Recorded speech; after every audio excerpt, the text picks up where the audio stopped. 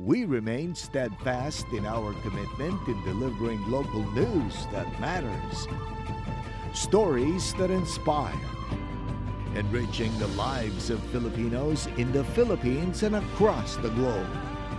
This is your GMA Regional TV. Buong puso para sa Pilipino. Mga balitang angay at angan sa One Mindanao. Operasyon sa PNP sa gingong underground bunker sa KOJC compound sa Davao City, nakuhaan og video. Usa ka LPG retailing station sa Cagayan de Oro City, nasunog. Tulo, samdan. Tricycle driver, gipasidunggan human giuli ang pouch nga dunay 150,000 pesos cash.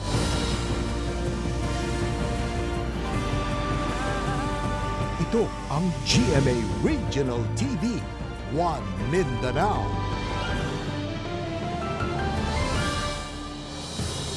Mayong hapon Mindanao, kini ang GMA Regional TV, One Mindanao. Hatod namo ang pinakadagong pinakauling balita sa Mindanao. Ako si Sara Hilomen Velasco, live gikan dinhi sa GMA Davao Complex. Cyril Chavez, live gikan dinhi sa Carlos P. Garcia Highway sa Davao City. Efren Mamak live desde aquí na GMA Zamboanga Station. Nagkatensyon sa Kingdom of Jesus Christ kaganinang kadlawon human gisulod sa mga pulis ang usa ka karton nga wala gipaagi sa X-ray scanner sa KOJC compound sa Davao City. Sumala sa KOJC, gingong metal detector ang sulod sa buong karton. Dugang detalye sa report ni Kent Abrigana. Pasado alauna kaganinang kadlawon, samtang nagabantay gihapon ng kapulisan sa gawas sa gate sa KOJC compound sa Buhangin, Davao City. Miabot ang pipila ka mga bus nga dunay sakay nga mga personay sa kapulisan, gikan sa nagkalain-laing probinsya sa rehiyon sa Davao City. Una na nga gikumpirma ni Police Colonel Gene Fajardo, spokesperson sa Philippine National Police, nga duna sa deploy nga mga pulis nga magsilbi isip personahe sa civil disturbance management. Anaa sa usa ka libo ka pulis ang ilang gibutang nga muhulip sa nagunang batch sa mga pulis. Kamatigdan usab ang long-range acoustic device sa PNP nga naka-standby sa gawa sa compound. Kini ang usa sa ginagamit sa crowd control. Taod-taod, kamatigdan sab ang grupo sa PNP personnel nga adunay bitbit nga dakong karton nga color blue pasulod sa KOJC. Biulbo ang tensyon tali mga miyembro sa KOJC ug kapulisan sa gate sa KOJC compound. Human wala gipakita sa mga pulis ang unod sa karton ug wala gipaagi sa X-ray scanner. Sa usa pa ka litrato gikan sa legal team sa KOJC, makita ang mga personahe nga nagbitbit og karton sa usa ka fast food chain. Sumala sa KOJC, na-detect matud pa sa ilang scanner nga dili pagkaon ang sulod sa karton inay concrete cutter. Sa usa pa ka litrato, makita usab ang matud pa metal detector nga anaa sa sulod sa KOJC Cathedral. Sa video nga kuha sulod sa Cathedral, makita ang mga personay sa kapulisan nga nagatan-aw sa resulta sa ilang giskan sa lugar.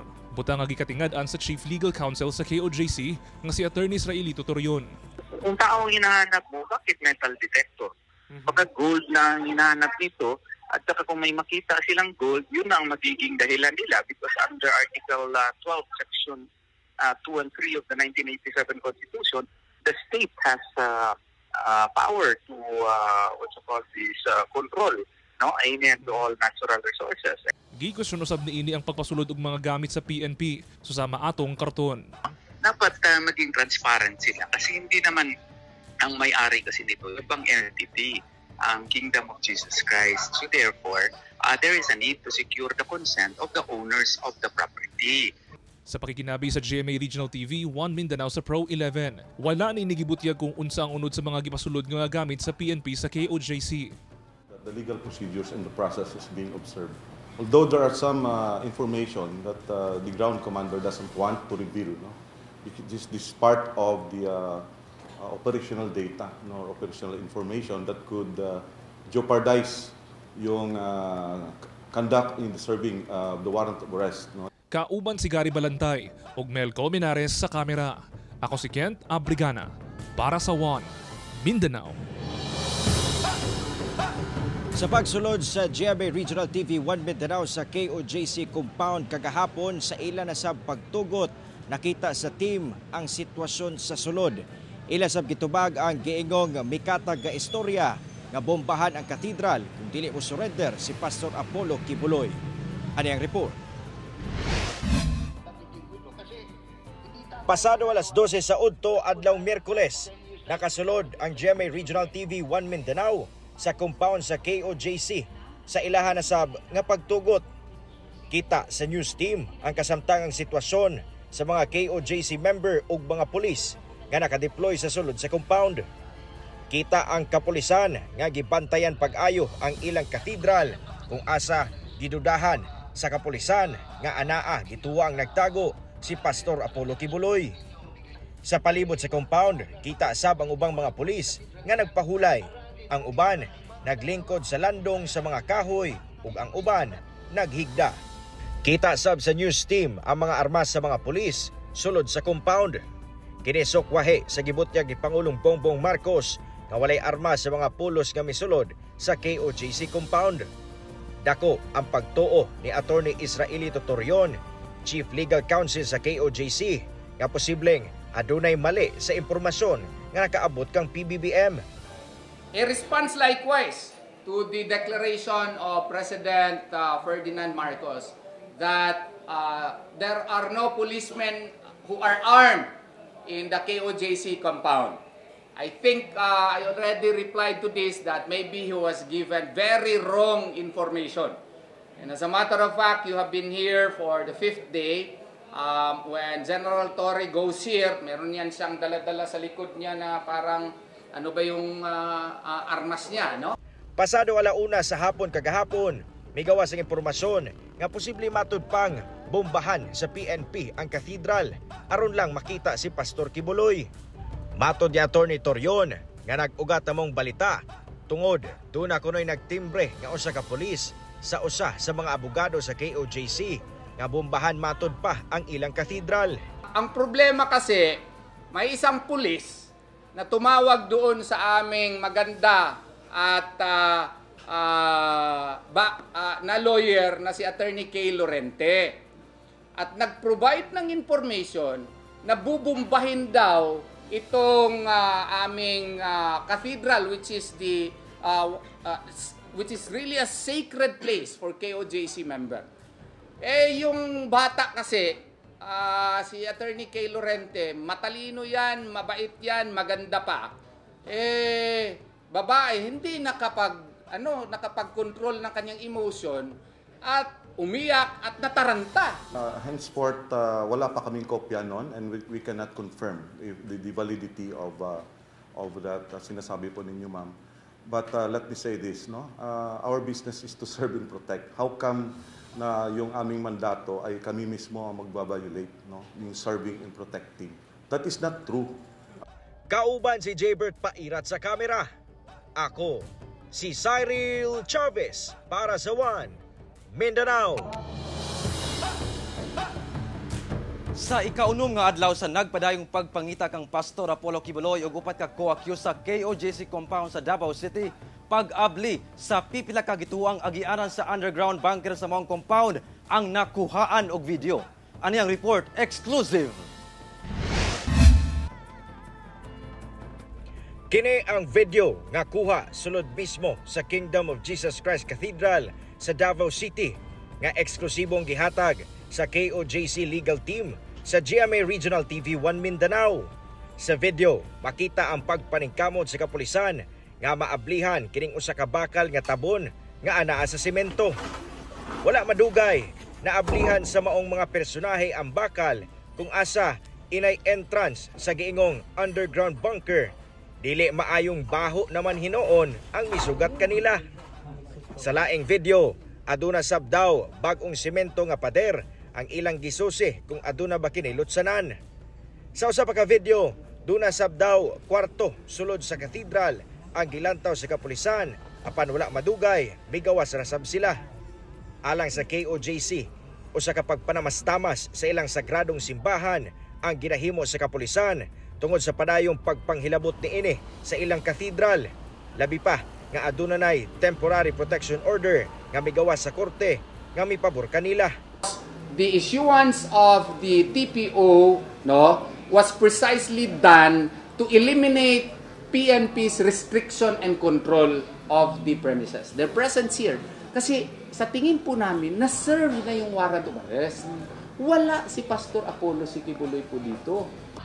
Apan, sigon sa Police Regional Office 11, nga ang tanan nilang gihimo, kabahin sa nagpadayong pagpangita kay Pastor Apollo Kibuloy ug uban pang mga akusado nga gituhuan nilang nagtago sa usa ka underground bunker.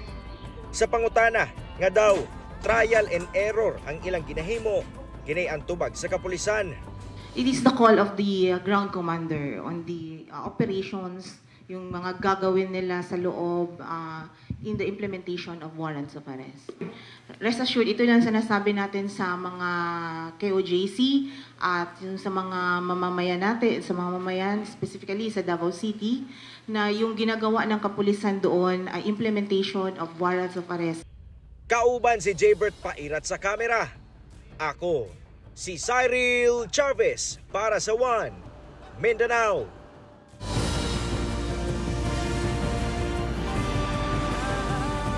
Ito ang GMA Regional TV, One Mindanao. Gipakita sa Kingdom of Jesus Christ ang uban pang gipangbuhat nga aktibidad sa kapulisan sulod sa KOJC compound sa Davao City, subay sa padayong pagpangita kang Pastor Apollo Kibuloy ug laing upat pakasakop sa KOJC.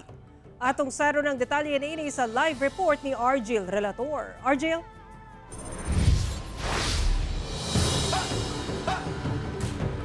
Sara, ginapangita matod pa sa PNP ang entrance sa giingong underground facility sulod sa KOJC compound. Apan sumala sa KOJC nga bisan ang monitor sa ginagamit nga scanner sa PNP, walay nakita nga indikasyon nga dunay underground.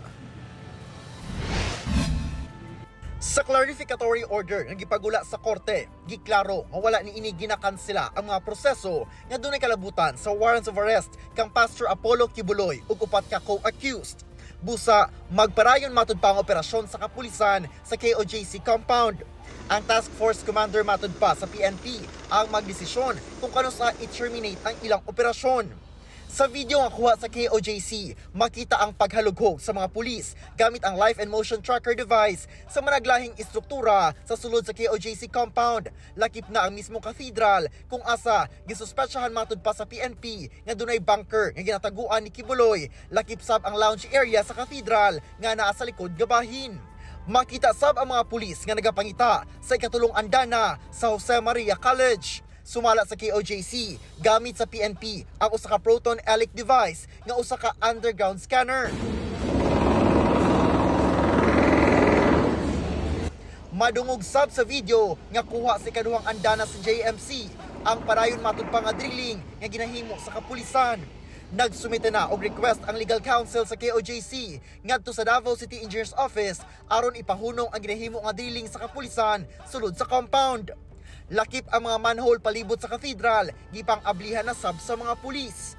Sumala sa PNP, judgment call matud pa sa ground commander kung asa nga parte sa compound sila mangita. The information that is being given by the ground commander is still there is an indicator of yung nade-detect na heartbeat through the aid of that technology. Sa karon, ginapangita pa kuno sa PNP ang entrance sa giingong underground facility. Na based dun sa nadedetect ng device ng heartbeat, masasabi na merong underground facility. Sukwahi matud pa kana sa gipagula nga kuhang video sa KOJC Webes sa kadlawon sa gipaygayon nga scanning sa PNP sa KOJC Cathedral. Sumala sa KOJC, ginapakita matud pa sa monitor nga walay formation nga na-detect nga nagaingon kung dunay underground bunker. Miyerkules sa gabi, 5 ka mga nakasibilyan ang gipasulod sa PNP sa compound pero wala mihatag ang PNP og detalye kung lakip pa sila sa human intelligence. We are not after the KOJC members, we are not after their properties, we are after Kibuloy and 4 others na hinahanap ng batas. Sa pinakaulahing ihap sa PNP, 60 ang nasamdang mga pulis na gitambalan sa Regional Health and Dental Service sa PRO 11. 29 ka KOJC members ang ikasuhan o obstruction of justice o direct assault sa PNP.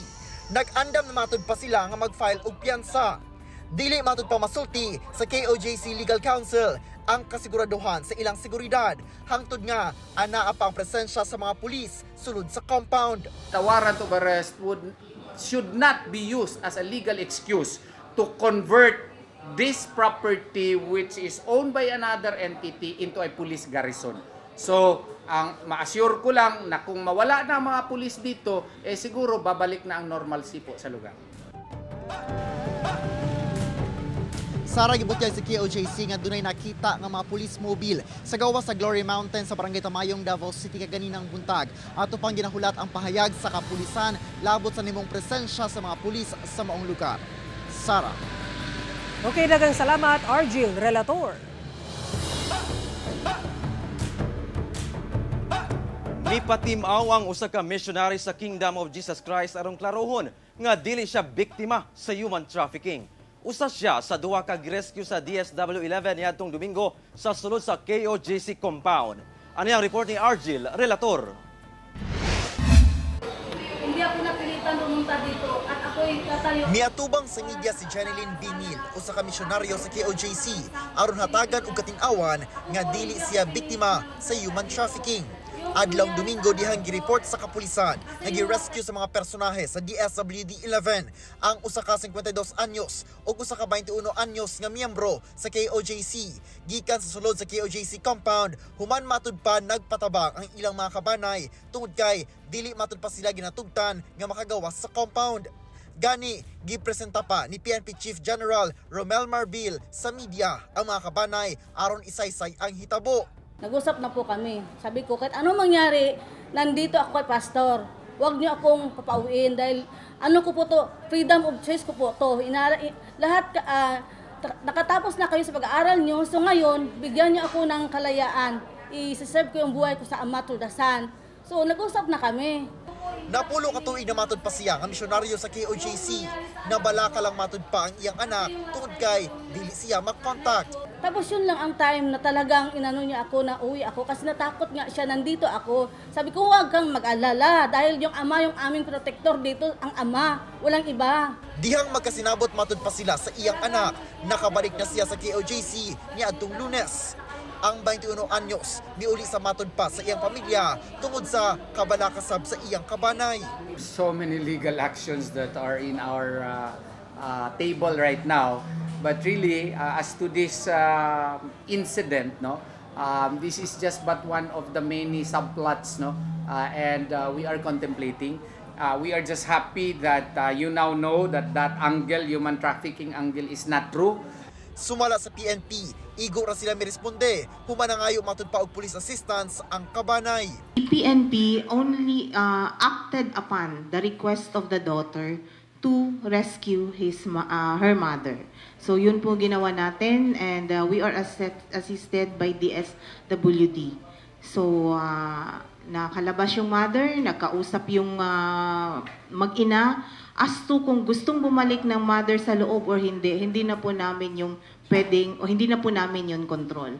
Kauban si Mature Awing sa kamera. Ako si Argil Relator para sa One Mindanao.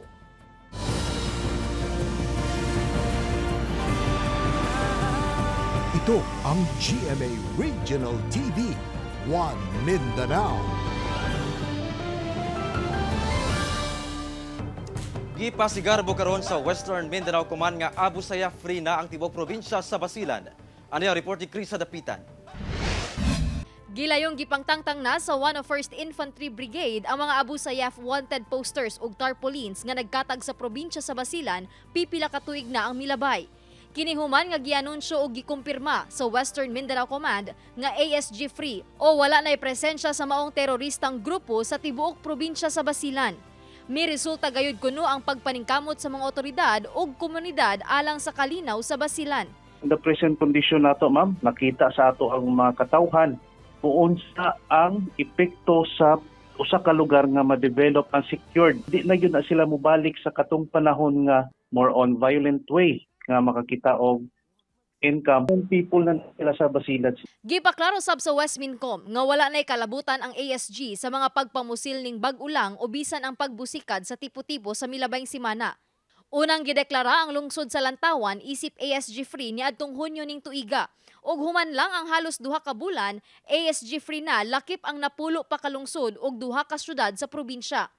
Makasaysayanon matud pa ang umaabot nga deklarasyon sa Basilan isip ASG free nga probinsya kay kini ang sinugdanan sa hingpit nga pagwagtang sa terorismo sa probinsya.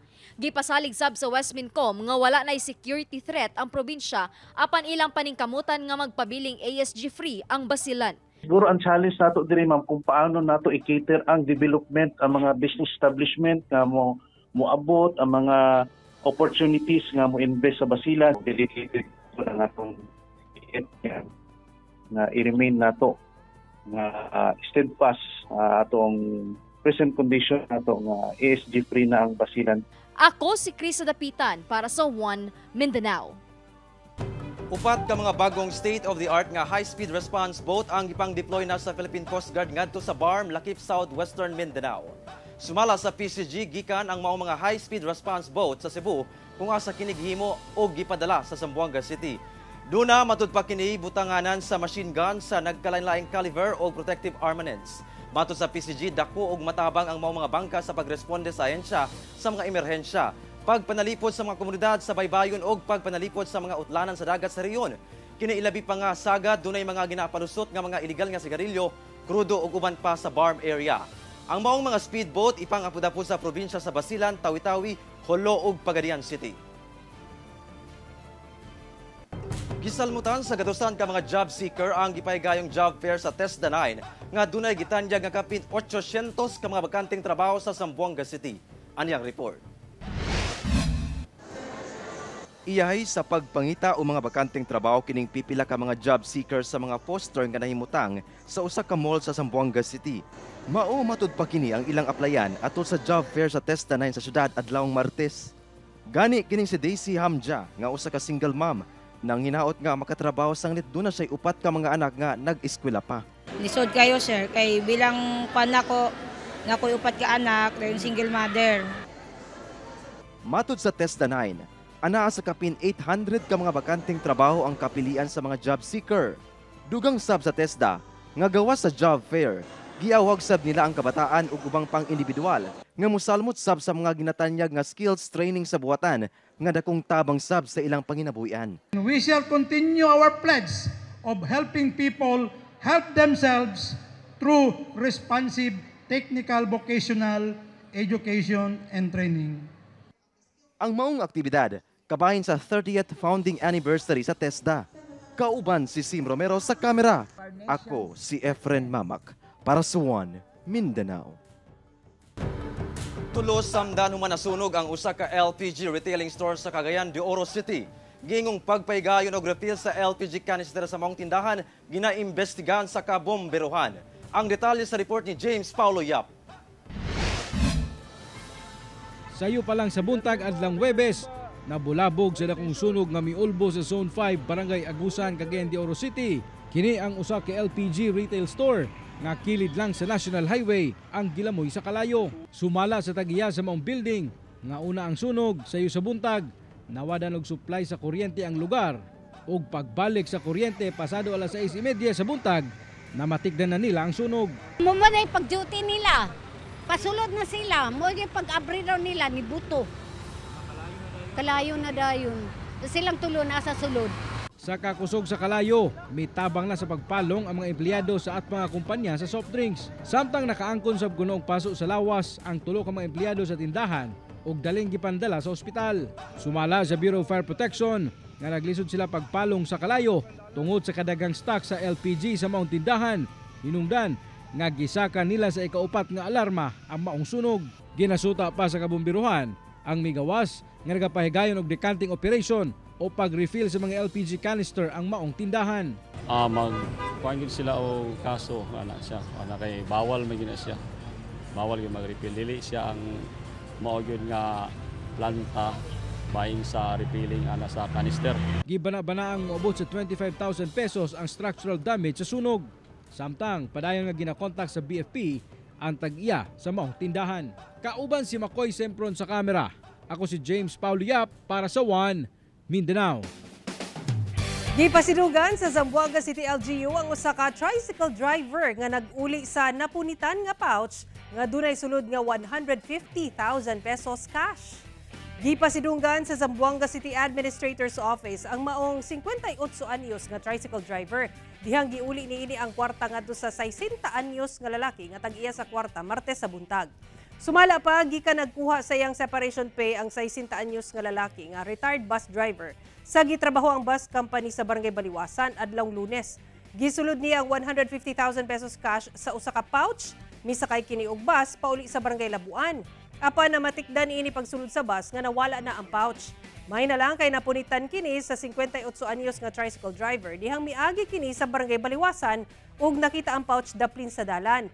Dihang gitan-aw niini nga dunay kwarta sa sulod, gi-turn over niya kini ngadto sa City Administrator's Office kinaugmaan. Dako ang pagpasalamat sa retired bus driver ngadto sa tricycle driver. Samtang nang hinaot ang City LGU nga mahimong ehemplo ang mga tricycle driver sa katawhan sa Zamboanga City.